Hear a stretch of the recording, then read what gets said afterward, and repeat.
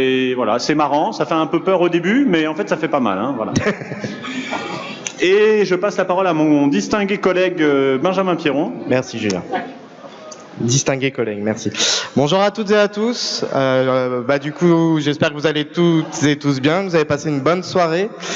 Avant de démarrer sur la reprise autour du thème de cette plénière, avec les interventions de Yannick, de Hugues de Jouvenel, de François, on voulait vous faire un petit retour sur cette soirée avec l'un des organisateurs. Voilà, il est très ravi de venir sur scène à côté de moi. Il pleurait pas du tout hier soir quand on lui a proposé. Donc Olivier Joulin, qui est chargé de mission à la Fédération Maine-et-Loire Mayenne, qui a chapeauté un peu l'organisation du Festival des Possibles avec d'autres collègues qu'on représentera tout à l'heure. Dans le Festival des Possibles, vous avez les photos qui déroulent derrière nous. Il y avait une première partie que vous avez peut-être moins vue pour la plupart, qui consistait dans l'organisation de porteurs de parole. Est-ce que tu peux nous en dire un petit mot, Olivier ? Oui, bonjour. Puis j'ai envie de dire bonjour Angers. Du coup, on s'était dit en fait que donc par rapport à l'état d'esprit du Festival des Possibles, c'était de pouvoir aller aussi en direction des Angevins. Et donc j'avais proposé à un ensemble, toute une équipe de salariés de différents centres sociaux du Maine-et-Loire et de la Mayenne, de tester le dispositif des porteurs de parole sur une place d'Angers. Pour celles et ceux qui ne connaîtraient pas ce système, en fait c'est très simple. Donc auparavant on avait choisi entre nous une question qui avait trait, c'est ce qu'on avait choisi, c'était une question qui avait trait à l'une des trois valeurs des centres sociaux, et donc qui était en particulier celle de la démocratie. Donc après, on avait commencé d'abord entre nous à faire un petit débat là-dessus pour pouvoir en fait trouver une question qui soit la plus, parce que l'idée c'est de trouver une question qui soit à la fois percutante, qui puisse être clivante, parce que du coup que dans la mesure où ça puisse amener du débat. Et donc on a fini par choisir la question le peuple a-t-il du pouvoir? Donc voilà, une fois qu'on avait cette question-là, donc après c'est très très simple, c'est quand même très économique comme action, non mais il faut le dire. En fait on avait donc choisi une place sur Angers. Donc on y est allé, on était une équipe de 12 de mémoire. Et donc après en fait ça se passe de la manière suivante, on arrive, on s'installe. Donc hier soir, mais normalement c'est pas comme ça, mais hier soir il y avait une fanfare parce que il y avait aussi, on voulait rajouter le côté un peu plus festif dans cette manifestation là. Donc voilà, ce qui a permis aussi d'attirer un certain nombre d'habitants. Sachant qu'au total, je pense comme ça, mais on n'a pas calculé très exactement, mais on a dû avoir entre 40 et 50 personnes qu'on a interrogées. Parce qu'en fait, ce qui se passe, c'est qu'on s'installe, comme vous voyez là.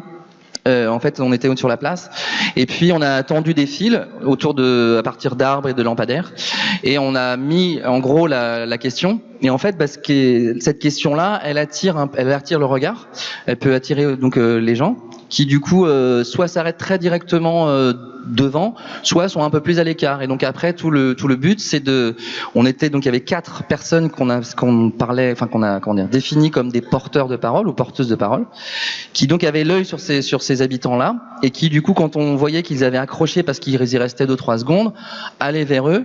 Et puis ce qu'on s'était dit, c'était souvent l'accroche, c'est est-ce que vous avez envie qu'on vous explique pourquoi on fait ça? Donc voilà, c'est comme ça qu'en fait on accroche la personne, et puis ensuite on lui demande je sais pas, est-ce que ça vous intéresserait de répondre à cette question-là?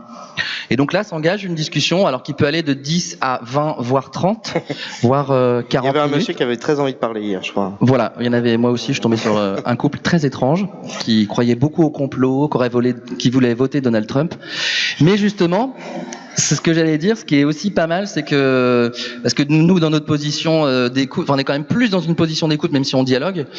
C'est-à-dire que j'ai absolument pas cherché à convaincre les gens de pas voter Trump, mais par contre, j'ai quand même pu dire que j'étais pas d'accord, et reconnaître avec eux que c'était intéressant qu'on puisse, qu'entre personnes qui avaient des conceptions complètement différentes de la société, parce que là, je pense que c'était le cas, qu'on puisse quand même discuter.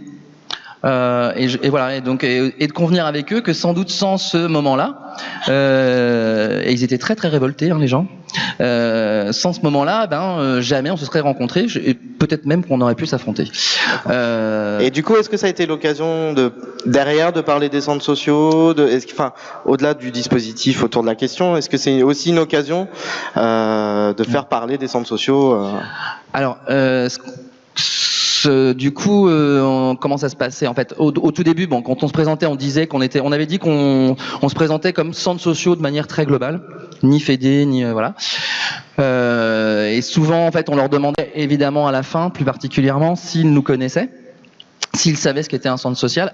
Alors, je pense que, mais je vais pas demander à tout le monde, mais au moins plus de 80% des gens ne savaient pas vraiment ce que c'était. En fait, après, il fallait du coup leur dire dans quel quartier vous habitez. Alors, voilà, ici, ça s'appelle une maison de quartier. Et puis aussi, on y allait un peu cash sur leur dire, oui, souvent, nous, on pense qu'il peut y avoir une vision un peu négative et stigmatisée des centres sociaux. Alors moi, je disais carrément, oui, des fois, c'est un peu, on peut le penser comme un repère de cas sociaux pour un peu heurter les gens. Ils disaient, oui, c'est vrai. Et je dis, voilà, du coup, voilà, là, on a fait ça pour aussi montrer que c'est pas, certes, et on a cette mission-là de s'occuper des gens qui peuvent être en situation de difficulté. On l'assume pleinement. Mais pour autant, c'est aussi ouvert à l'ensemble des habitants, quels qu'ils soient, quel que soit leur âge et tout ça. Et voilà, en fait, du coup, très souvent, les gens étaient très étonnés qu'on puisse être amené à faire ça. En même temps, je leur disais qu'on faisait pas ça tout le temps non plus. Bon, voilà, on vendait pas du rêve, comme on dit. Mais donc voilà, et ça a vraiment amené des discussions là-dessus sur, voilà, en tout cas, nous, ça nous amenait aussi, et même au niveau fédéral, ça nous a amené aussi à essayer de penser un discours qui soit le plus, le plus simple. En direction, moi je disais toujours, c'est comme si j'avais à présenter le centre social ou une fédé à ma grand-mère, quoi. Voilà, en gros, ma grand-mère ne connaît rien à tout ça. En 2 minutes. Donc voilà, mais en tout cas, sinon, peut-être pour finir, mais ça a été vraiment un très très chouette moment. Les gens s'arrêtaient, ça discutait, et ça c'est vraiment et c'est souvent ce qui revenait, quoi. C'est dans les retours des gens qui participaient, c'était c'est vrai, c'est chouette parce que ça parle, et c'est pas souvent qu'on parle comme ça dans l'espace public. Donc vraiment, je vous invite à la fois à le tenter, et faut vraiment, c'est pas grand chose au final, même s'il y a quand même un petit, nous il y avait une partie de l'équipe qui avait fait une formation avec le scope, le contre-pied, me semble-t-il. Voilà, mais vraiment, je vous invite à tester ça. C'est vraiment sensationnel. Et puis, c'est une manière de sortir des murs. D'accord. Les panneaux, ils sont toujours dans ta voiture, tu les as sortis, alors, tu vas les installer? Non, les panneaux sont encore dans mon coffre, comme dirait ma nièce, dans ma camionnette. Donc voilà, mais on va les sortir. Une partie va être utilisée cet après-midi par Julien dans le cadre d'un atelier, et puis on va les installer aussi, parce qu'on les a gardés avec les ficelles dans un endroit que je ne sais pas encore, mais du centre des congrès. Et comme ça, je vous invite à aller voir aussi les réponses. Vous verrez, c'est tout à fait surprenant parfois. Alors Olivier, juste qu'on n'oublie pas les collègues qui ont bossé avec toi sur le Festival des Possibles. Est-ce qu'on peut, est-ce qu'ils sont dans la salle? Est-ce qu'on peut les visualiser? J'en vois 2 déjà là. Moi j'en vois 2. En fait, est-ce qu'on peut... Excusez-moi.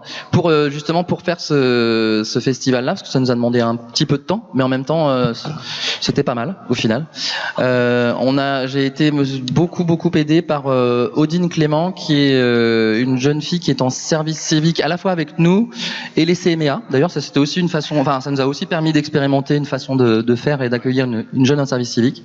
Donc là vraiment, hier soir on s'est beaucoup remercié, mais je la remercie encore aujourd'hui.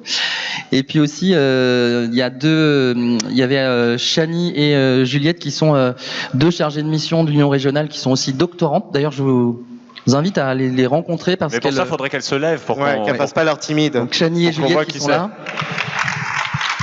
Et Odine, elle est où? Et Odine dans son lit. Dans son lit. Vu le texto qu'elle m'a envoyé, je pense pas qu'elle soit encore.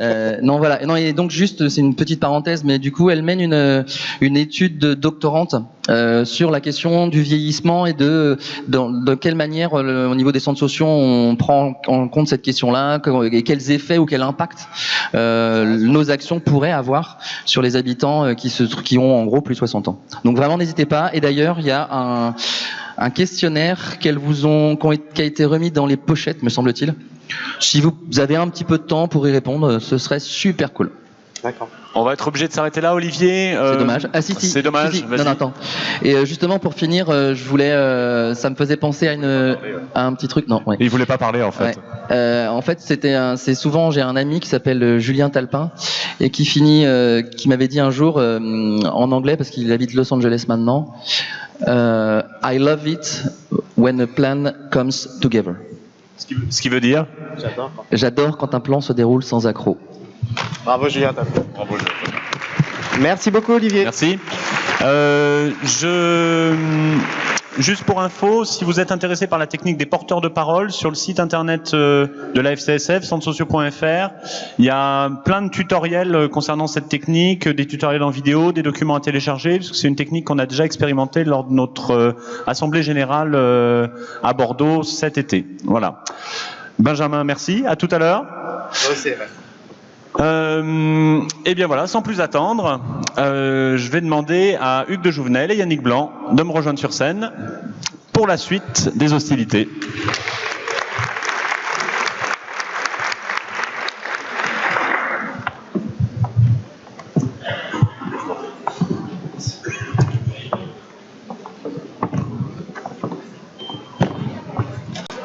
Alors Yannick, tu n'as pas beaucoup dormi hier soir, c'est ça? Parce que tu as lu tout ce que les groupes ont produit hier dans les ateliers. Donc, rappelez-vous, vous étiez chargé d'identifier, suite aux différents ateliers thématiques, les défis qui allaient, d'après vous, impacter le plus la société sur les années à venir, concernant la thématique sur laquelle vous avez travaillé l'après-midi. Donc, on a passé tout ça à Yannick, et qui va nous faire un retour sur ce qu'il a lu. Bonjour à tous. Je dois d'abord vous dire que j'ai vécu un moment un peu pénible ce matin puisque j'ai passé environ, non pas toute la nuit, mais 1h30 à élaborer un beau PowerPoint pour faire la synthèse des défis. Et puis l'ordinateur a bugué et le PowerPoint a disparu. Donc je dis pas ce qui relativise tout ce qu'on peut dire sur le numérique. Ouais, cette transition numérique un peu ratée, je dis ça ni pour justifier ma mauvaise humeur, ni pour me faire plaindre, mais pour que vous preniez des notes, parce que du coup, j'ai pas de documents à vous laisser. Ce que je vous propose de faire, c'est de reprendre de manière très compactée, très résumée, sous forme de mots-clés, les défis de chacun des ateliers d'hier, et puis ensuite de poser que je questionnerai dans un certain nombre de cas, et puis ensuite j'essaierai de formuler trois des défis communs à l'ensemble des ateliers que vous avez exprimés hier. Premier atelier, celui sur le vieillissement démographique et les enjeux intergénérationnels. Dans cet atelier, vous avez, semble-t-il, essentiellement évoqué l'idée qu'il fallait que le centre social sorte de ses murs et aille vers les habitants, aille à la rencontre de la population. Ça doit sans doute dénoter le fait que dans la fréquentation du centre social, il peut y avoir une certaine homogénéité de génération et que on ne touche peut-être pas à l'ensemble de la population. Ça concerne tout particulièrement les personnes âgées.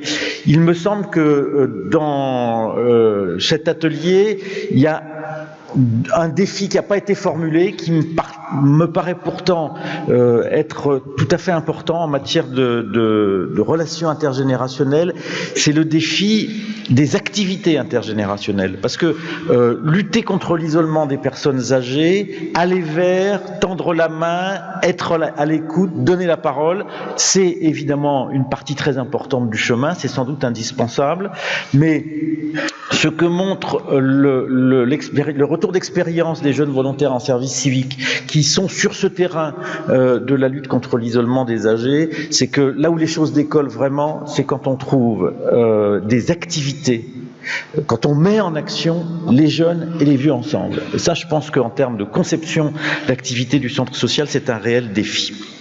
Deuxième atelier, l'atelier sur la transition économique. Trois thèmes ont dominé les débats. Autour d'une... Alors celui-là, j'y ai participé, je peux être un petit peu plus détaillé peut-être. On sent bien qu'il y a une question d'identité. Et j'y reviendrai dans les défis communs, dans le fait de se tourner vers la dimension économique de l'activité, se tourner vers les acteurs de l'économie, et que la façon dont nous avons hier avec Hugues, présenter les grandes données globales de la transition économique nous a peut-être un peu éloignés de la réalité économique telle qu'elle est vécue sur le terrain. Armand Rosenberg, qui animait l'atelier avec moi, a tenu à souligner ce point. La façon dont nous nous représentons les acteurs économiques ne concerne que le haut de la pyramide. On parle beaucoup des grands acteurs mondiaux, des GAFA, des multinationales, du casino financier, etc. C'est une partie évidemment très importante de l'activité économique, mais il y a tout le bas de la pyramide, c'est-à-dire l'entreprise qui est sur votre territoire, qui est proche de chez vous, c'est-à-dire l'activité socio-économique qui crée des emplois, l'activité de service, c'est-à-dire le travail des artisans, c'est-à-dire la création d'entreprises. Cette couche-là de l'activité économique n'est pas suffisamment présente dans nos analyses. Probablement parce qu'elle n'est pas suffisamment présente dans la représentation que les médias, les organes de vulgarisation économique font de l'économie. On parle beaucoup de ces acteurs qui surgissent au niveau mondial et qui ont un impact important, y compris sur notre vie quotidienne, dans les objets que nous utilisons et l'usage que nous en faisons. Mais notre appréhension de la réalité économique est sans doute un petit peu décalée par rapport à celle qui est la plus proche de notre activité. Du coup, il y a 3 défis sur le terrain de l'économie. Premier défi, c'est un défi qui s'adresse à tout le secteur associatif, à tout le secteur de l'économie sociale et solidaire. Comment mesurer la valeur créée par notre activité? Comment mesurer la plus-value, a-t-on dit, de la présence d'un centre social sur un territoire? Comment argumenter sur le fait que nous créons de la valeur? Est-ce que nous créons de la valeur simplement parce que nous évitons des dépenses publiques de réparation, parce que nous sommes là pour faire de la prévention, parce que etc. Ou bien est-ce que notre activité a des effets, un impact économique sur le territoire? C'est une question importante, difficile. Elle ne concerne pas que les centres sociaux. La Fonda, l'Avise et le labo de l'ESS lance une grande étude sur cette question de la mesure de l'impact social et de la création de valeur. Nous aurons, j'espère, l'occasion d'en reparler. Deuxième défi, se tourner vers les entreprises, aller chercher du dialogue, aller chercher du partenariat avec les entreprises. Ça renvoie à ce que je viens de dire sur l'image qu'on se fait de l'entreprise. Il nous a semblé, à vous écouter jouer aux cartes hier après-midi, que celui qui tenait le rôle de l'entreprise la caricaturait un peu trop facilement en acteur exclusivement occupé d'augmenter sa marge bénéficiaire et de faire du profit au mépris des réalités humaines, au mépris des réalités de son territoire. Je peux témoigner sur la base de mon expérience territoriale, que ce n'est pas l'état d'esprit des entrepreneurs que l'on rencontre dans la réalité. Troisième défi, quel rôle peut jouer le centre social dans la création d'activités économiques sur son territoire? Ça, c'est un défi compliqué. Quelle posture on prend par rapport à la problématique des entrepreneurs sociaux? Comment on se situe par rapport au business angel, par rapport à l'ADI, par rapport à tous ces organismes qui ont comme vision du monde, comme doctrine de dire pour lutter contre la pauvreté, il faut faire de chacun un auto-entrepreneur. C'est pas dépourvu d'ambiguïté comme problématique, mais néanmoins ça a des impacts réels. Ça, c'est une question sur laquelle il faut probablement que vous clarifiez votre position.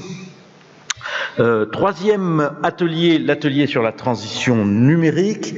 Très clairement, vous avez estimé que vous aviez un rôle à jouer comme médiateur de la transition numérique, comme opérateur de l'e-inclusion de l'ensemble des habitants. Vous êtes au premier rang de la fracture numérique. Vous avez un rôle à jouer pour réduire cette fracture numérique. Vous avez un rôle d'observateur tout à fait privilégié sur les usages du numérique. Bien sûr, il y a le côté pédagogique, le côté médiateur, les ateliers pour initier les gens à la manipulation des outils numériques, mais au-delà, il y a une question qui me paraît plus complexe et dans laquelle vous avez un rôle à jouer, qui est la question des usages du numérique. Il y a des outils numériques en pagaille sur les smartphones, et surtout sur les smartphones et les tablettes, dont l'usage a, vous le savez peut-être, dépassé l'année dernière celui des micro-ordinateurs. Donc dans le monde numérique lui-même, les mutations vont très très vite, il faut se demander si ces usages ont un impact possible, une utilité par rapport à vos missions. Il y a la question de l'accès à la culture numérique, l'accès à ce qu'on appelle la littératie numérique, c'est-à-dire la compréhension des mécanismes qu'il y a derrière les outils numériques, mais il y a aussi la façon de comprendre comment ces outils numériques peuvent venir au soutien de vos missions sociales. Sur ce terrain-là, je ne saurais trop insister sur le besoin que vous avez, et que là, la fédération elle-même a un rôle à jouer, ainsi que les fédérations départementales. Il y a bien des acteurs associatifs qui ont des initiatives, qui sont porteurs de projets sur ce terrain de la réduction de la fracture numérique. J'étais samedi au salon de l'éducation avec la Ligue de l'enseignement pour lancer une opération de 500 jeunes volontaires en service civique sur des missions de ce type. Il y a d'autres réseaux associatifs qui mobilisent des jeunes volontaires sur les enjeux du numérique. Donc là, vous avez des partenaires à aller chercher. Dans l'atelier sur la laïcité, on a surtout évoqué la position, le rôle du centre social comme lieu d'échange, où les tensions, les difficultés, les questions posées par la présence du fait religieux dans l'espace social et dans l'espace public et par la laïcité devaient pouvoir être abordées, discutées, éclairées. Et vous avez exprimé, me semble-t-il, le besoin peut-être d'accroître encore la compétence, de former les professionnels du centre social pour pouvoir faire face à ces questions difficiles avec les armes les plus efficaces. J'ai été personnellement étonné de voir sur les post-it le mot laïcité écrit au pluriel.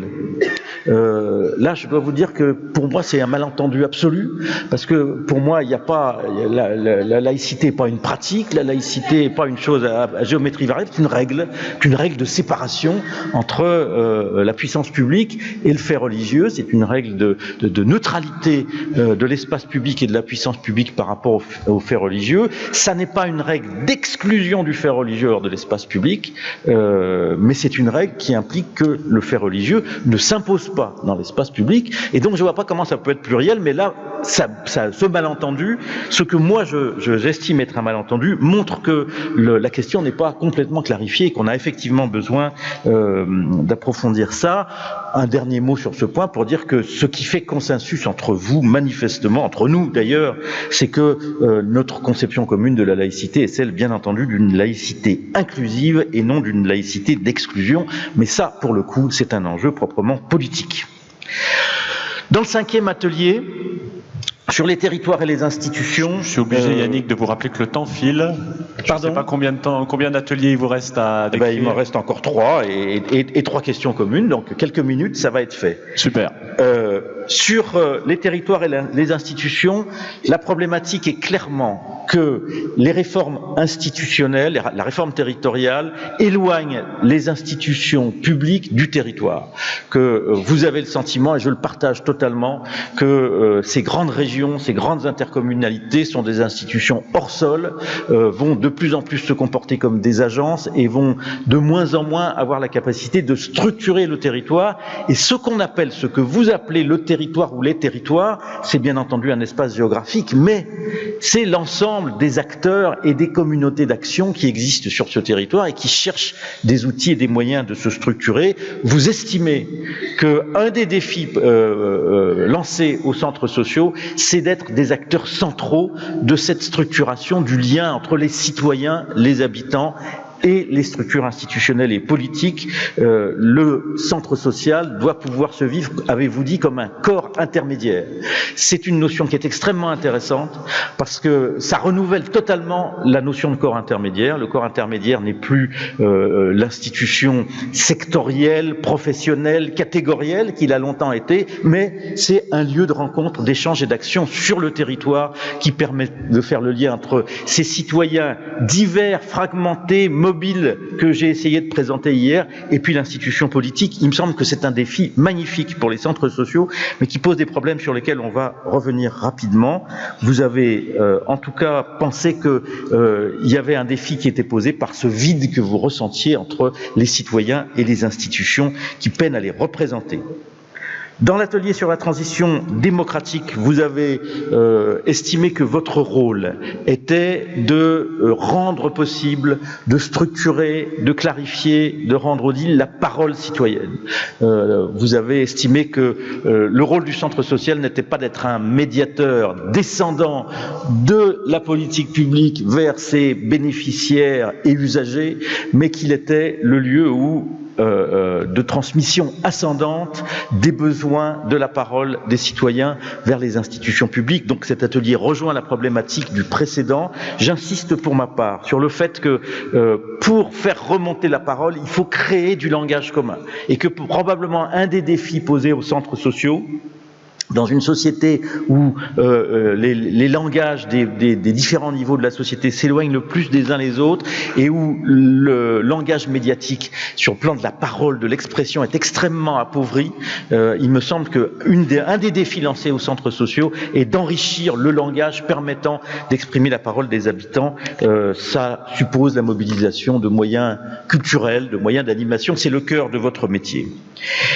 Sur la transition écologique, enfin, peu de post-it, mais une idée assez simple, qui est de faire de la transition écologique, du geste écologique, un fil conducteur des actions du centre social, de la même manière que la participation des habitants, le pouvoir d'agir, est un des fils conducteurs de votre action. Je pense en effet que aujourd'hui, un des défis de la transition écologique, une fois qu'on a parler des grandes politiques publiques, c'est la question bien illustrée par le film que certains d'entre vous ont vu hier soir, c'est la question de comment on fait pour multiplier les gestes du quotidien qui changent les attitudes et qui progressivement changent notre perception et notre pratique des enjeux écologiques. Pour conclure, je voudrais exprimer ce que j'ai décrypté comme étant 3 défis communs à l'ensemble des ateliers et 3 défis qui, me semble-t-il, sont vraiment importants dans votre réflexion stratégique sur l'avenir des centres sociaux. Premièrement, dans tous les ateliers, vous avez exprimé le besoin de sortir des murs et de décloisonner l'action collective. Ce besoin, vous n'êtes pas le seul à le ressentir, c'est une phrase qu'on entend dans toutes les réflexions collectives. Et donc, mettez en commun cette attente, ce désir de décloisonnement, mettez au centre de votre stratégie l'alliance avec d'autres acteurs de votre territoire. Le centre social n'est pas une île isolée au milieu d'un océan d'hostilité, il est un acteur parmi beaucoup d'autres.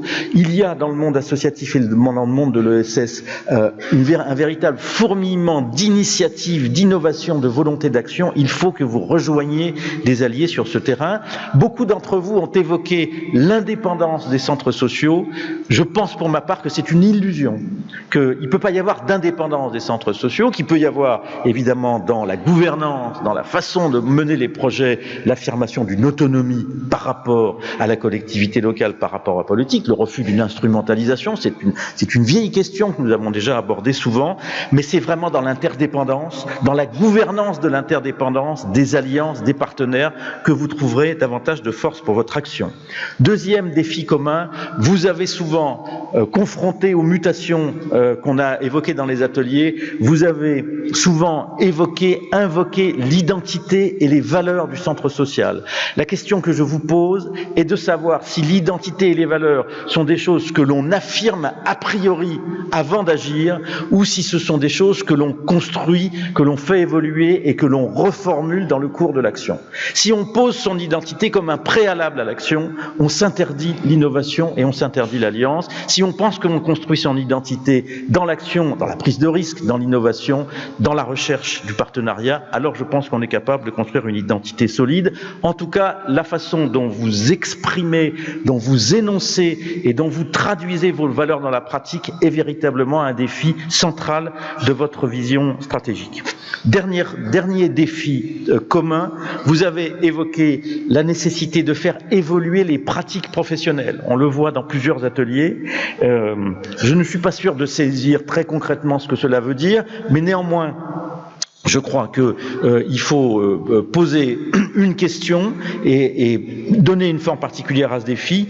La question est de savoir si l'évolution des pratiques professionnelles se fait en faisant évoluer un référentiel métier ce qu'on sait faire dans beaucoup de milieux professionnels, ou si l'évolution des pratiques professionnelles doit se faire dans une démarche, ouvrez les guillemets, de formation-action. Certains d'entre vous évoquent volontiers les démarches de recherche-action. Je me demande si la formation dont vous avez besoin sur un certain nombre de sujets que vous réclamez, que vous attendez, si cette formation ne doit s'éloigner de la forme académique classique et prendre une forme plutôt liée à l'expérimentation, à l'action elle-même. Et enfin, je ne saurais trop insister sur la nécessité, sur le défi permanent que représente pour des organismes comme les vôtres le besoin de clarifier, d'énoncer et d'articuler les 4 formes d'engagement qui font vivre les centres sociaux comme les autres structures sociales et professionnelles, qui sont l'engagement des professionnels, l'engagement des volontaires, l'engagement des bénévoles et l'engagement des citoyens que vous appelez les habitants qui sont autour de vous. Ces 4 formes d'engagement sont différentes, elles n'occupent pas les mêmes places, elles n'ont pas les mêmes leviers, mais elles sont toutes nécessaires à la vitalité et à l'avenir des centres sociaux. Je vous remercie. Merci Yannick. Merci beaucoup. C'est très précieux pour nous d'avoir un regard comme le vôtre, un regard à la fois extérieur et bienveillant pour pouvoir nous renvoyer des choses qui nous font réfléchir. Il faudra qu'on puisse s'organiser pour mettre tout ça par écrit, mais on verra ça plus tard. On a quelques réactions par SMS pendant votre intervention. Big Data a-t-il conscience de l'action des centres sociaux? Ok. C'est la e-cité. Pas mal, pas mal. Quoi d'autre? Rien d'autre? C'est l'intervenant qui a parlé de laïcité au pluriel. Ah oui. Oui. Quel intervenant? Ah, Éric Vincent, l'intervenant de l'atelier. C'est lui qui a parlé des laïcités au pluriel. Ouais. Donc c'est pas de notre faute. Après, j'ai pas parlé de faute, j'ai parlé de malentendu. C'est pas la même chose. Non, mais ça prouve que le débat est pas clos, qu'il faut continuer à le mener. Voilà, c'est ça. Après, le pouvoir d'agir des habitants, le pouvoir d'agir... Ah, j'ai pas vu, excuse-moi. Oui aux centres sociaux comme corps intermédiaire. Après, le pouvoir d'agir des habitants, le pouvoir d'agir du numérique. Ça, c'est... Je sais pas si c'est du lard ou du cochon. Ok. Alors, Hugues. Vous permettez que je vous appelle Hugues? Oui, bien sûr. Merci. Par le biais de Futurible International, vous accompagnez d'autres grandes organisations, puisque nous sommes une grande organisation. Alors peut-être des grandes organisations qui sont dans d'autres secteurs, notamment des secteurs de l'économie marchande, ou pas, peut-être aussi certaines grandes organisations de l'ESS. Ce qu'on voulait vous demander maintenant, c'est de réagir à la présentation de Yannick en nous disant si les défis qui ont été formulés là font écho à ce que vous entendez vous par ailleurs dans l'accompagnement que vous faites de ces organisations. Merci. D'abord quelques réactions sur ce que vient de nous dire Yannick, sachant que moi j'ai une grosse difficulté avec Yannick, c'est que la plupart du temps je suis complètement d'accord avec lui. Donc j'ai de la peine à contester ce qu'il vient de nous raconter. J'ai quand même quelques réactions. Sur l'atelier vieillissement, on a peu parlé des activités intergénérationnelles parce que, alors peut-être que je tire un peu la couverture à mon propre point de vue, on ne sait pas ce que c'est qu'une génération. On a dit que le découpage du cycle de vie en 3 phases, le temps des études, le temps du travail, le temps de la retraite, était un truc complètement dépassé et qu'il fallait pouvoir être multi-actif tout au long de la vie.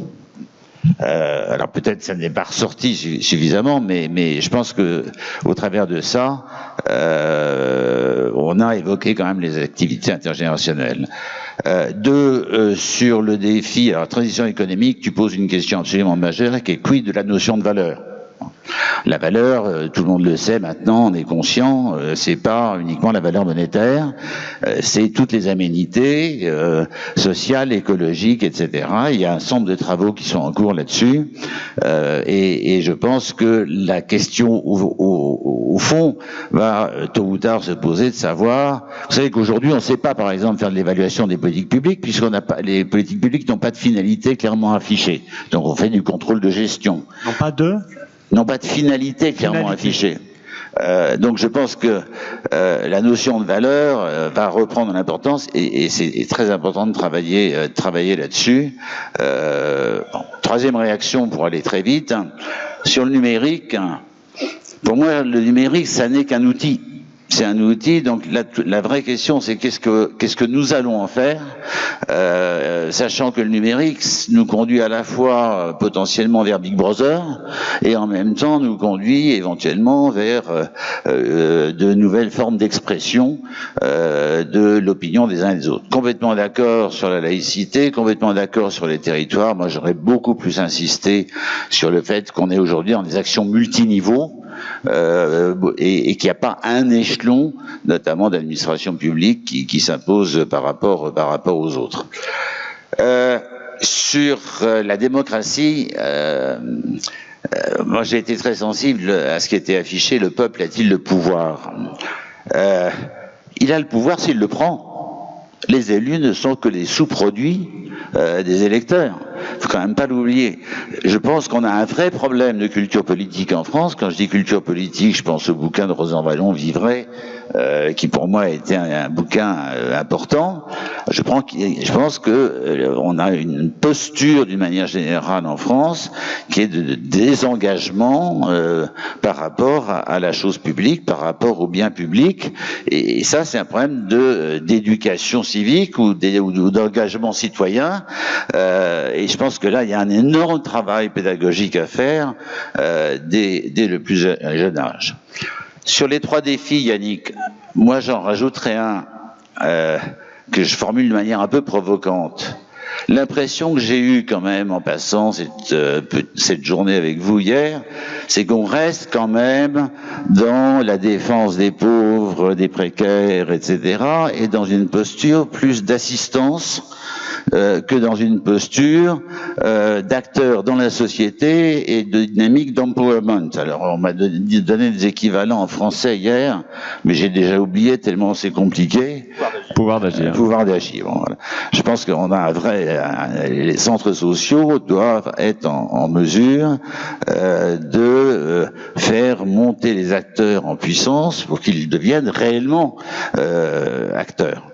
Et ça me renvoie à l'engagement citoyen qu'on retrouve partout. Hein. Alors là, je fais le lien avec ta question sur l'expérience Futurible. Je pense que notre leitmotiv, c'est de dire l'avenir ne se prévoit pas, il se construit. Une des plus grosses difficultés que nous avons dans les démarches Futurible, c'est de montrer aux uns et aux autres qu'ils ont un certain pouvoir d'agir. Ça ne veut pas dire qu'ils sont souverains sur le territoire.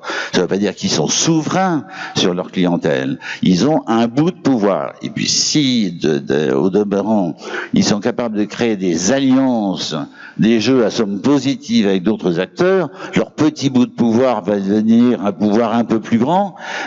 Et c'est ça le vrai défi de la prospective. Enfin, pour moi, c'est ce qui justifie mon engagement dans la prospective, c'est d'amener des populations à quelque niveau que ce soit dans les territoires ou dans les organisations, qu'elles soient publiques ou privées, à devenir des acteurs libres et responsables, au moins pour une part, d'un avenir qui reste à inventer et à construire. Et là, alors j'ai été ravi de participer au Festival des Possibles, mais j'attends le festival du souhaitable. Et de ce qui, au fond, vous fédère, vous mobilise, vous anime, fait que vous vous sentez vous-même en marche. Ah oui, c'est vrai qu'on peut plus dire en marche, merde. Qui a une dynamique collective qui vous anime au profit d'un futur alternatif au futur tendanciel dont j'ai cru comprendre que vous ne voulez pas plus que je n'en veux moi-même. Merci. Alors, il y a eu beaucoup de réactions là, quand vous avez abordé la notion de pouvoir et la notion de culture politique. Il me semble que l'idée générale, c'est voilà, cette culture politique, comment est-ce qu'on peut la faire évoluer, comment est-ce qu'on peut renverser la perspective qui fait que les élus surplombent le citoyen. Vaste question, hein. Je ne sais pas si vous avez quelque chose à dire là-dessus.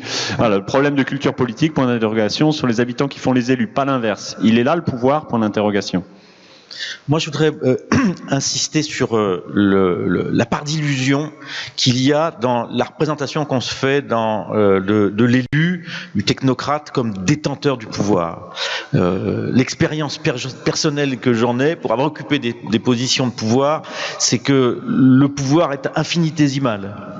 Le pouvoir, il est toujours à la marge de l'inertie des phénomènes collectifs. Le pouvoir de décider, il est rarissime. Dans une assemblée délibérante, dans une administration, les moments où on est vraiment confronté à un choix, à une bifurcation entre deux hypothèses, arrivent que très rarement. Donc ces moments, il ne faut pas les laisser passer, il faut les détecter, les saisir. C'est là qu'il faut user de son influence. Et le pouvoir, l'exercice de pouvoir, le moment de la décision est pour une part très importante le fruit d'un jeu d'influence. La bataille politique, ça n'est que très très rarement une bataille au sens propre du terme. Il y a dans la tradition de la gauche française, il y a tout un folklore de la lutte, des luttes comme on est en lutte, etc. Tout ça, c'est du mythe. La vie quotidienne, l'action quotidienne, la façon dont on se parle, dont on se comprend, le langage qu'on élabore, tout ça est l'essentiel. C'est la façon dont on exerce l'influence. Les acteurs associatifs qui sont dans des situations de dépendance budgétaire, financière, qui sont confrontés à des réalités écrasantes, peuvent avoir le sentiment qu'ils n'ont pas le pouvoir.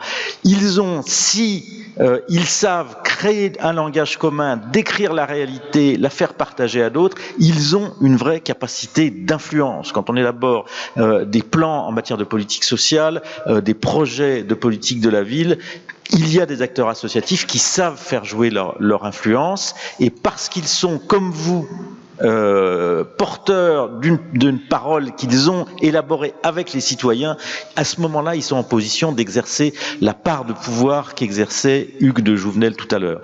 Soyez attentifs à une chose. Dans le débat politique français, en tout cas ces derniers mois, ces dernières années, les controverses se sont toujours cristallisées sur des enjeux symboliques. Au lieu de porter sur les moyens d'action, sur la stratégie, sur les finalités, on voit les débats politiques se focaliser sur les enjeux symboliques. Je prends un exemple particulièrement tragique, c'est le débat sur la déchéance de nationalité. Dans les questions stratégiques, pour savoir comment on lutte contre le terrorisme, comment on fait de la prévention de la radicalisation, comment on se bat contre notre adversaire, comment on fait du renseignement, comment on se mobilise, etc., la déchéance de nationalité n'a aucune utilité. Ça ne sert à rien, parce que, à supposer qu'on actionne la déchéance de nationalité, les gens auxquels elle s'appliquerait par hypothèse sont de toute façon des adversaires si déterminés de notre société, de nos valeurs, qui sont prêts à se faire exploser la figure pour traduire leur engagement.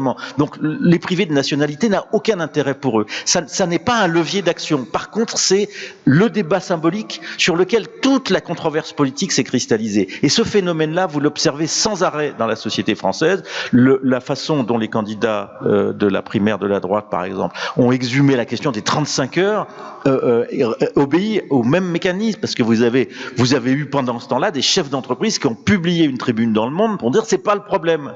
Les 35 heures, ce n'est pas notre problème, parlez-nous de nos problèmes. Voilà, ça c'est vraiment un phénomène très important dans la façon dont le pouvoir se met en scène, et cette prolifération du symbolique est pour moi le symptôme de l'impuissance dans l'action. Donc ne survalorisez pas le pouvoir d'action de ceux qui se mettent en scène comme détenteurs du pouvoir.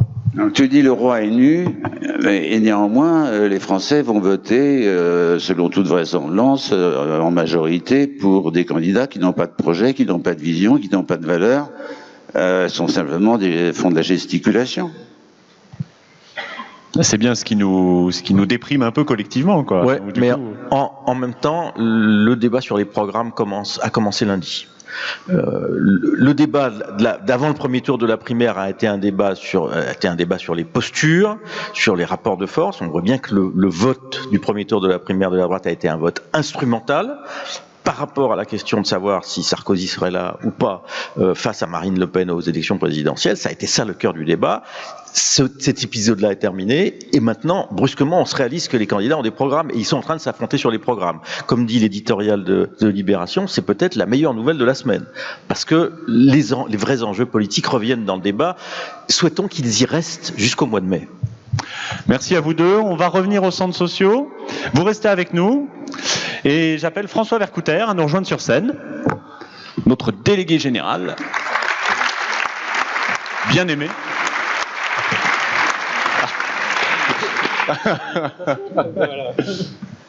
Alors François, de notre côté à la Fédération des centres sociaux, on n'est pas resté les bras croisés. On a réfléchi avec le conseil d'administration, avec le comité de pilotage des JPAG. Et par rapport à cette question des mutations et des défis à relever, on a réfléchi de notre côté à un certain nombre de scénarios d'avenir pour les centres sociaux. Voilà, donc là on fait la jonction entre le travail qu'on a entamé hier, plus général sur la société, et maintenant la partie des JPAG où ça y est, maintenant on a le droit de parler des centres sociaux, et on a le droit de parler de en quoi tout ça va nous impacter nous. Enfin. Alors François, est-ce que tu peux nous présenter ces différents scénarios? Tu peux rester là ou te mettre à la tribune comme tu préfères. Ouais.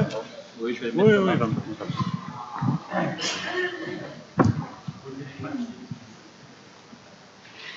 Là, parce que pour les papiers, c'est plus pratique.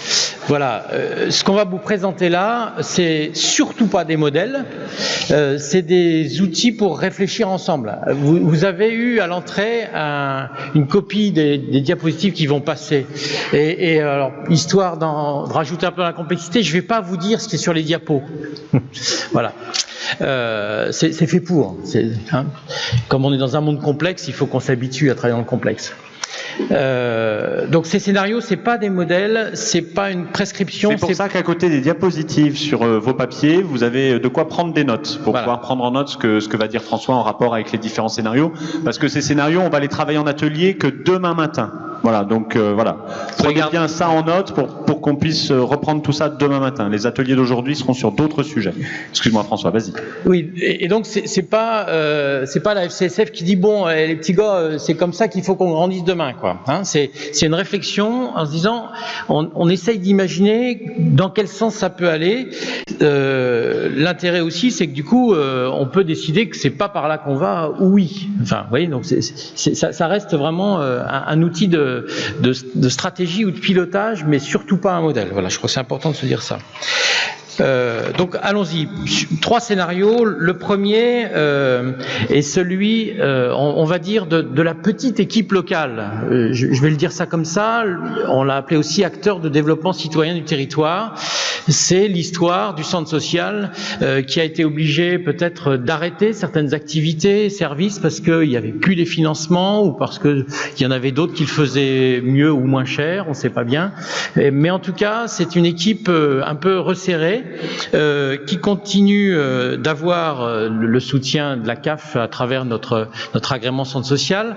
Bon, on n'a pas l'impression qu'il y a pour l'instant de menace à très court terme sur cette question-là, mais qui du coup devient une sorte de plateforme qui articule, qui passe des alliances, Yannick Blanc en a parlé tout à l'heure, et qui est en capacité de créer des synergies sur un territoire, de mettre en route des dynamiques citoyennes locales.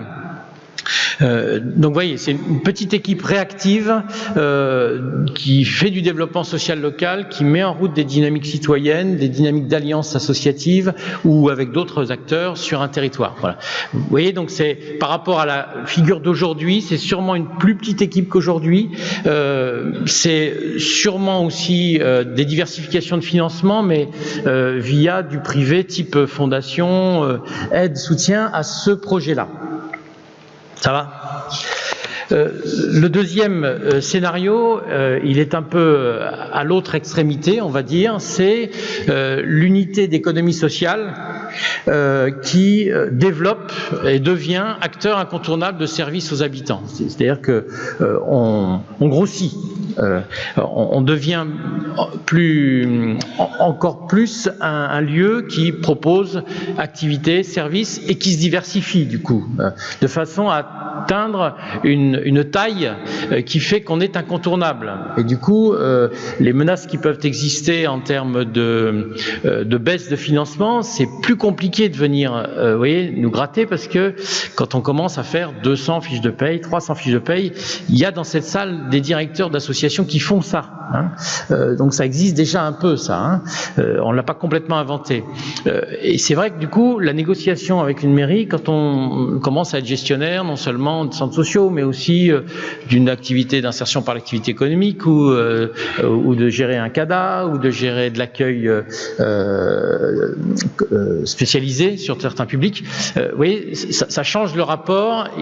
Donc il y a là un scénario, on verra ensemble après, hein, si on désire qu'il soit comme ça. Mais en tout cas, c'est un scénario qui nous vient à l'esprit parce que certains ont déjà un peu fait ce choix-là, que ça soit des centres sociaux ou d'autres associations. On voit bien que la logique du regroupement, de la mutualisation, dans une logique aussi de maîtrise des coûts, d'économie d'échelle sur certaines fonctions, ça existe et donc ça pourrait être. Ça veut dire, comme c'est redit dans les diapositives, un bénévolat, contrairement au premier scénario qui est un bénévolat plus citoyen, plus sur le projet de territoire, là on a un bénévolat qui est plutôt tourné vers le fait que les activités et services développés soient performants en direction des populations ciblées, ou un bénévolat, comme on le voit aujourd'hui dans les centres sociaux aussi, qui soit tourné vers l'administration de cette unité d'économie sociale, on pourrait dire.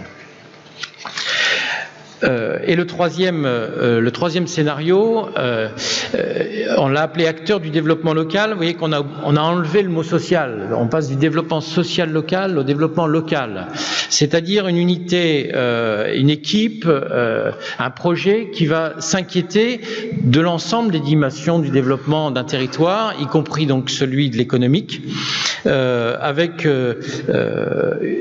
une pluralité des ressources, c'est-à-dire qu'on ne va pas s'interdire, pourquoi pas, de gérer tel ou tel type d'activité marchande ou en tout cas générant du chiffre d'affaires, de façon à ce que une activité générant du chiffre d'affaires d'un côté puisse venir compenser une activité déficitaire ou en tout cas qui ne crée pas de la valeur marchande mais d'autres types de valeurs dont on a parlé tout à l'heure.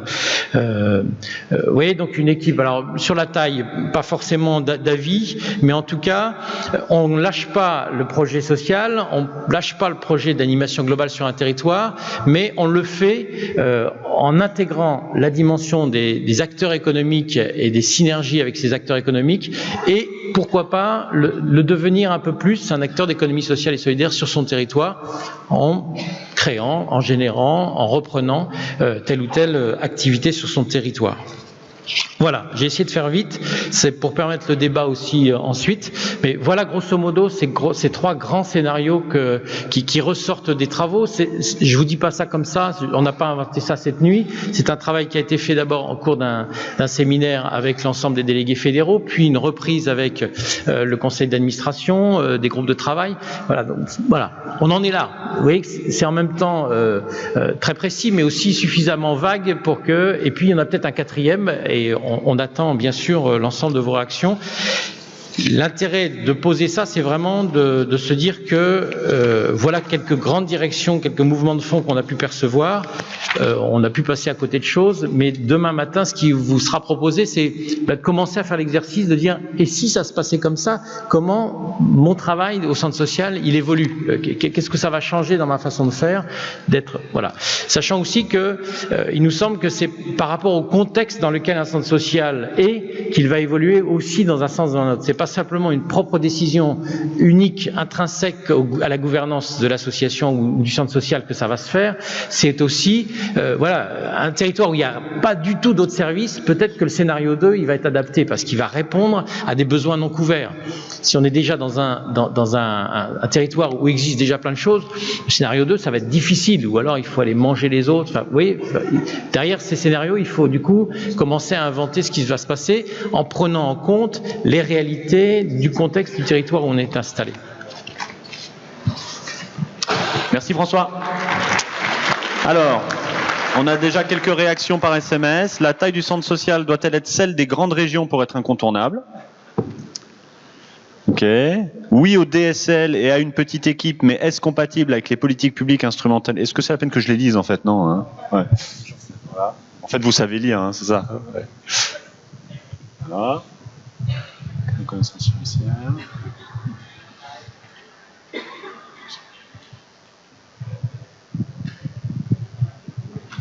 On peut réagir ou pas? Ouais, vas-y, réagis. Enfin, je réagis à celui d'avant. Je ne crois pas avoir dit que c'était moins citoyen. Je pense qu'il y a, dans les 3 scénarios qu'on vous propose, l'exigence d'un outil performant pour activer de la citoyenneté, de la responsabilisation, de la conscientisation des citoyens reste valable. On revient pas sur nos fondamentaux. C'est pas parce que, enfin, à condition de le faire correctement, hein, mais je pense pas que c'est pas parce que une unité centre social grossirait qu'elle perd forcément sa plus-value citoyenne ou de conscientisation. Après, ça veut dire qu'il faut bien réfléchir à comment on le fait, par contre, c'est sûr. Alors, on a le choix entre le scénario Guevara, le scénario Staline ou le scénario Zuckerberg. Pas mal. Je suis pas d'accord.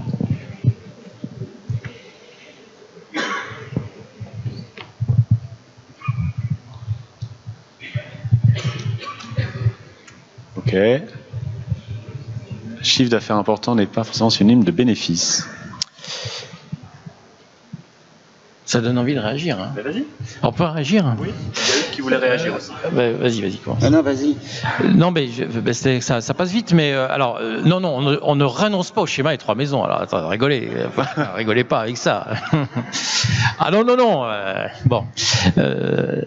Non, il était dit avant des choses sur chiffre d'affaires bénéfice, évidemment. Enfin, je crois pas non plus que dans ce qui a été présenté, il y a ambiguïté là-dessus.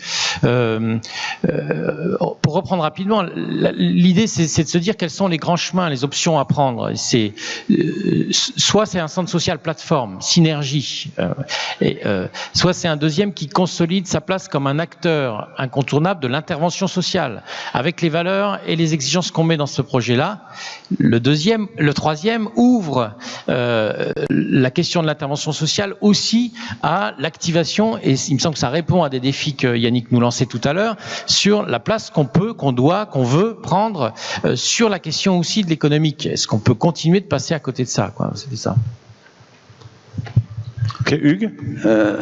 Moi j'ai 2 réactions. La première réaction, c'est que j'ai le sentiment, en écoutant ces scénarios, que vous les avez bâtis quand même beaucoup en fonction de vos anticipations sur l'évolution de l'environnement extérieur. Or, mon expérience, c'est que et nous on a dû en tirer les leçons à Futurib, c'est que finalement l'avenir du centre social, l'avenir de la commune, de l'interco, du pays, etc. dépendent beaucoup plus de nous-mêmes que de l'environnement extérieur.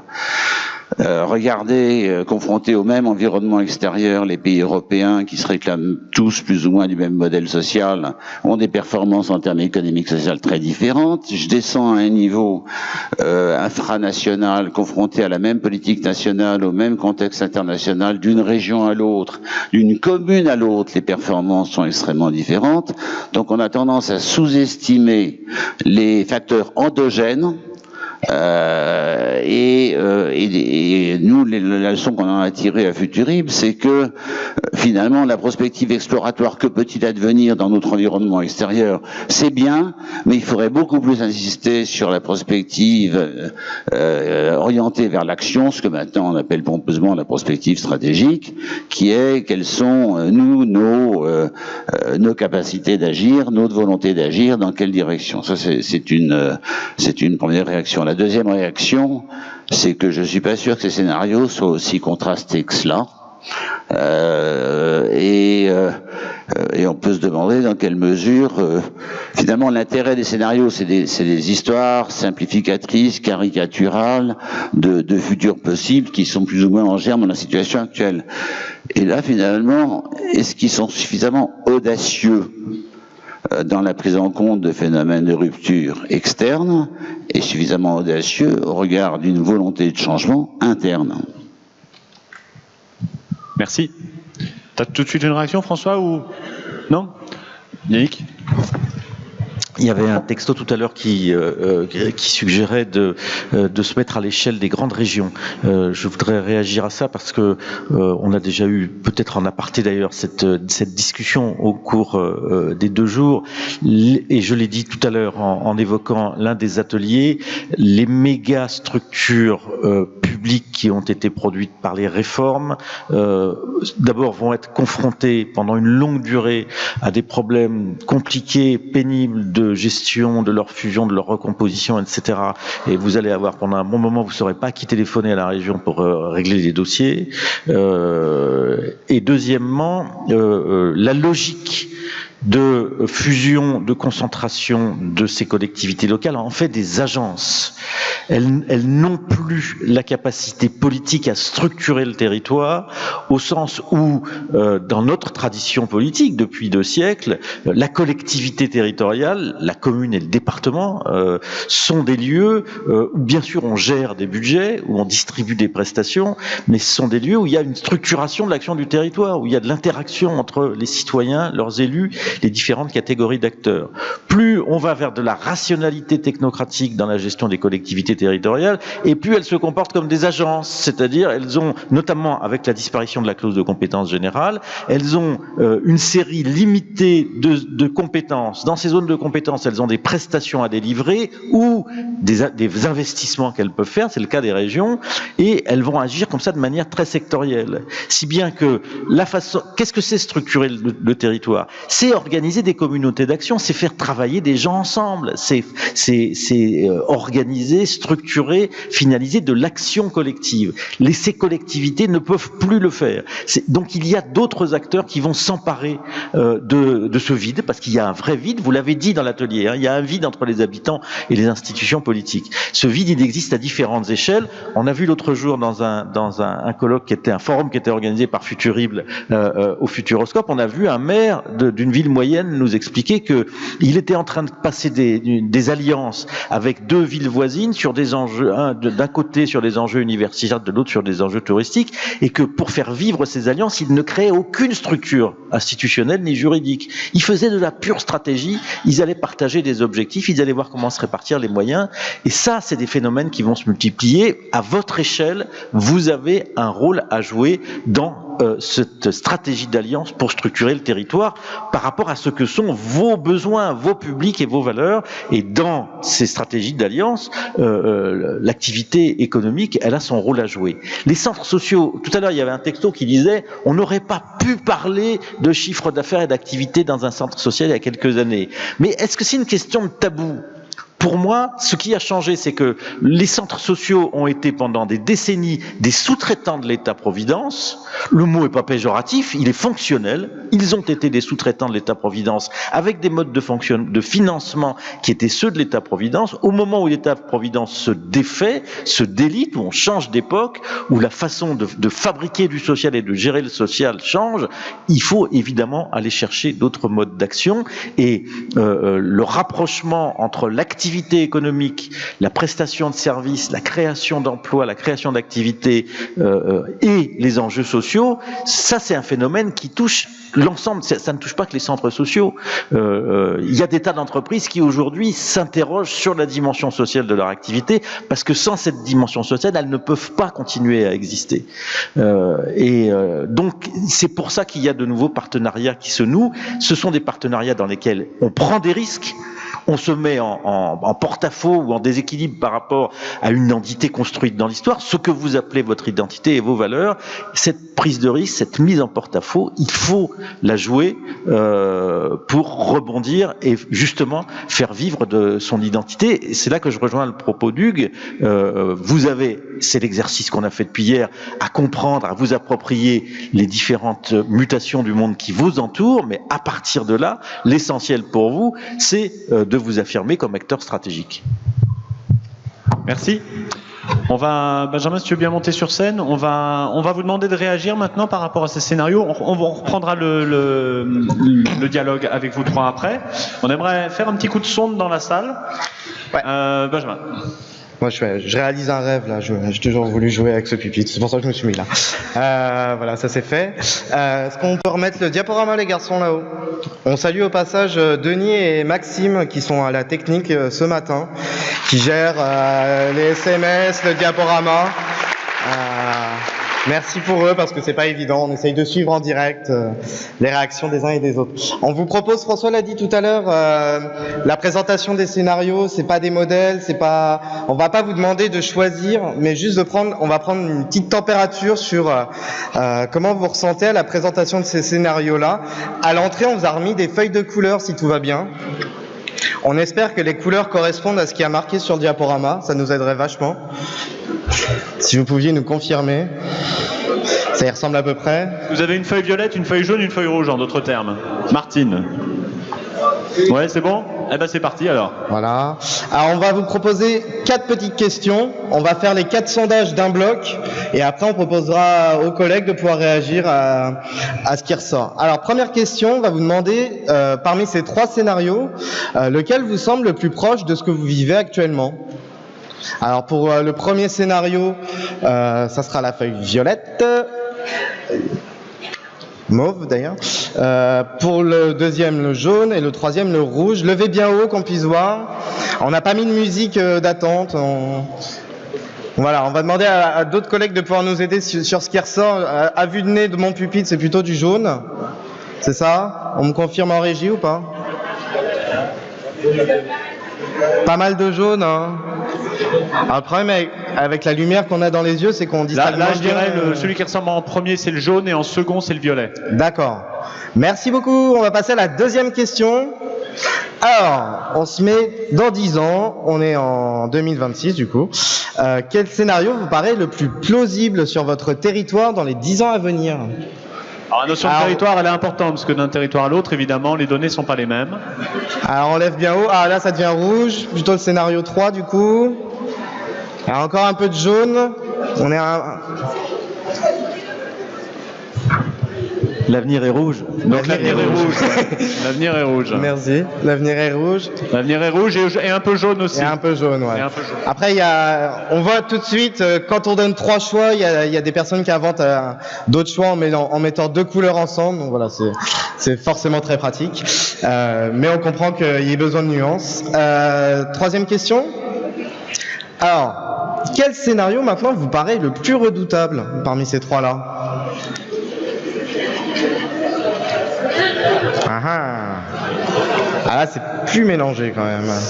C'est nettement plus mélangé. On a beaucoup de jaune quand même. Donc c'est le scénario. Donc c'est le même jaune que de ce que vous vivez actuellement, non? Alors ce qui est paradoxal, c'est que vous êtes en majorité, vous vivez actuellement le scénario 2, mais c'est celui qui vous paraît le plus redoutable. Donc en fait, vous êtes vachement optimiste pour le coup. C'est ça qu'on est en train de se dire. Bon, il va falloir remettre quelques médicaments à la sortie de la c'est pas les mêmes qu'on levait le jaune, mais... Quatrième question, merci. Ah, et alors, enfin, quel scénario vous paraît le plus souhaitable? On peut se laisser quelques secondes. On a un mélange de jaune et de rouge. Alors bien sûr, tout ça est comptabilisé. Hein, on a les noms. Alors là, c'est vraiment beaucoup plus mélangé. Alors ça, c'est rouge. Hein. Et rouge, et il y a pas mal de mélange de rouge et de jaune. Ah, il y en a qui lèvent les deux pour nous perturber. Il y a peu de violet. Ah, d'accord, merci Marie. Ah, si, un peu de violet. Ouais, c'est mélangé là. Hein. Alors, on pourrait peut-être les faire un par un sur cette question-là. D'accord, si tu veux, Julien. Alors, on va faire couleur par couleur pour bien se rendre compte de vos choix. S'il vous plaît, essayez de voter qu'une seule fois, ça nous aiderait aussi. Pour le scénario 1, j'avais l'impression qu'il y en avait plus tout à l'heure des scénarios 1. Alors, Joachim, qui sait très bien compter, va nous dire combien il y en a. Voilà. Alors, merci, Joachim. On est en passant 55. Ah, on fait question scénario par scénario, Marivonne. Et du coup, on prenait la tendance des violets, à vue de nez, je sais pas, ça fait quoi? 60. Merci, maître Capello. Le scénario 2, en jaune. Donc vous pouvez baisser les violets et ne pas lever les rouges. Merci. Non, on voit assez bien d'en bas en fait. Il y en a un peu moins, ouais. François, toi qui as... Ah, levez bien haut parce que François compte.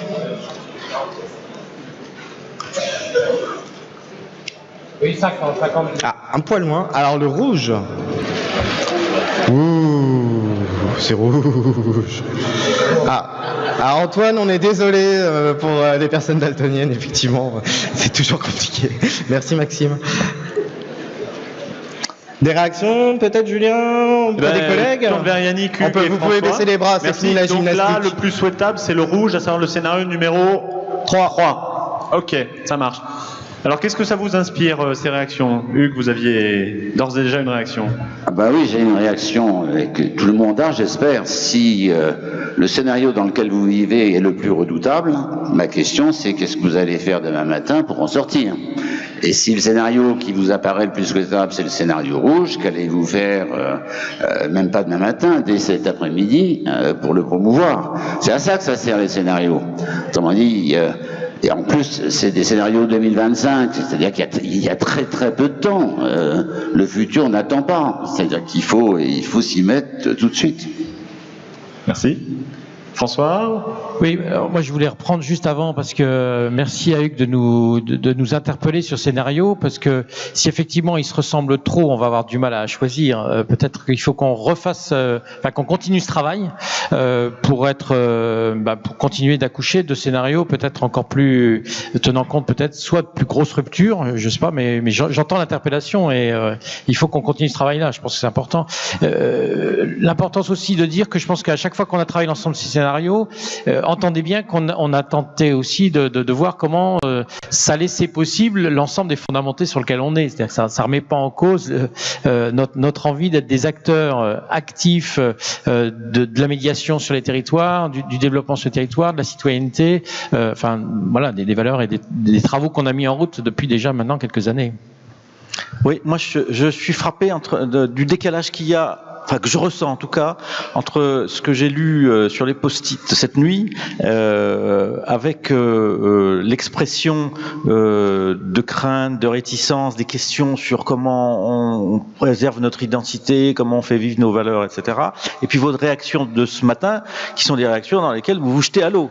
Vous vous dites, bon, ok, le monde change, on va devenir des acteurs de l'économie sociale et solidaire dans toute l'acception du terme, et on va diversifier nos modes d'intervention. C'est la preuve d'un grand réalisme et d'un grand pragmatisme de votre part. C'est un signe d'audace, c'est quand même plutôt agréable quand on a une équipe qui s'est défoncée pendant plusieurs mois pour monter un exercice de prospective, que ça se termine par un message audacieux, c'est quand même plutôt positif, c'est très très bien. En même temps, on voit que en termes d'outils de formation et de comportement stratégique, ça demande un investissement considérable de votre part. Mais c'est un signe de vitalité, donc je pense qu'il faut le prendre très positivement.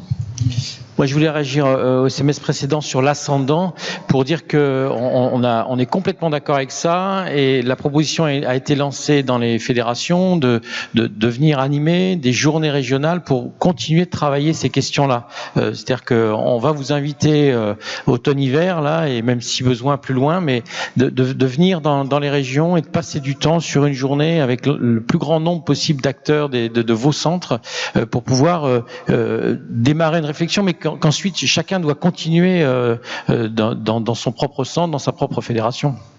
Oui, je réagis au texto là sur ce ne sont que des tendances.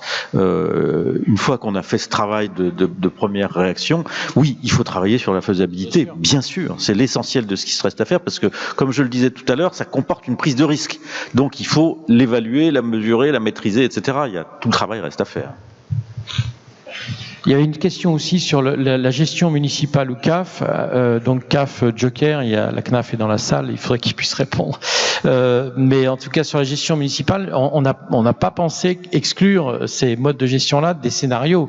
On pense qu'il y a la place pour qu'une équipe de centre social municipal puisse être aussi porteur d'un certain nombre de propositions au conseil municipal, à l'adjoint au maire chargé du service. Alors c'est peut-être plus complexe parce que ça vient s'articuler avec un programme politique peut-être de l'équipe municipale, mais nous on pense qu'il y a pas, ça exclut pas les centres sociaux municipaux, ces scénarios-là.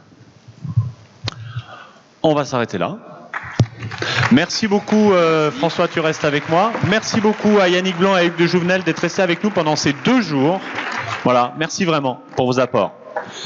François, tu voulais nous parler un petit peu de ce qui va se passer demain, ici même, à 14h. Oui, 14h15. Et si tu kiffes les JPA, lève les 3 couleurs.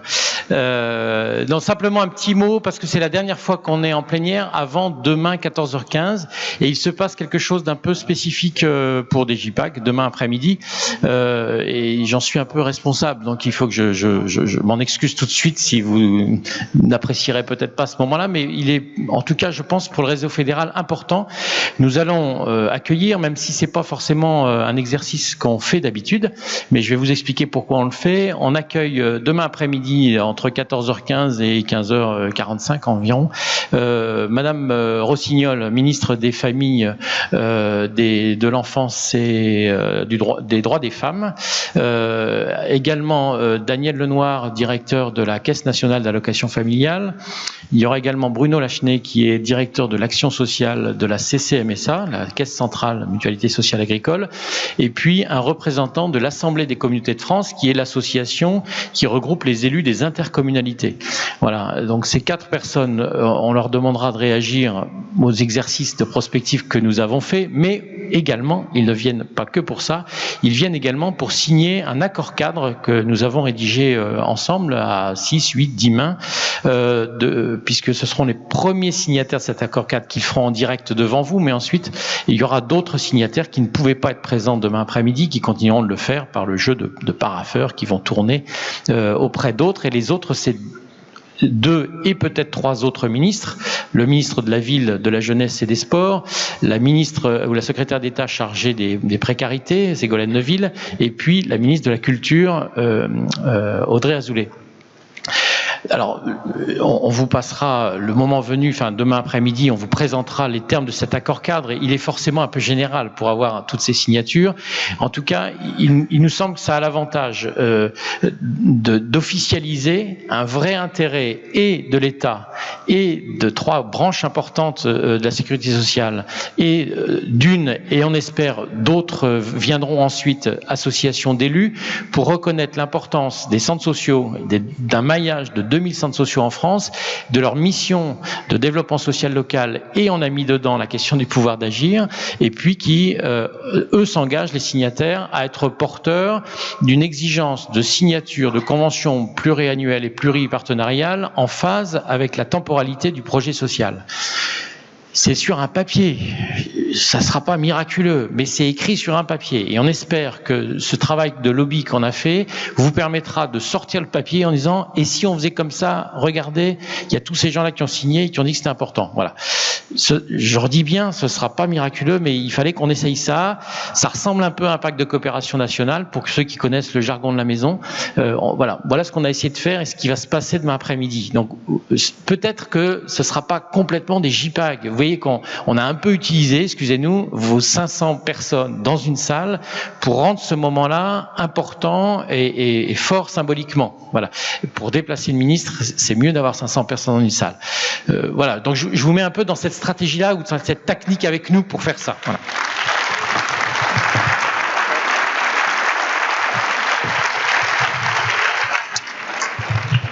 Nous allons finir à l'heure. Je sais, c'est incroyable. On pourrait pas se prendre 10 minutes, non. Si,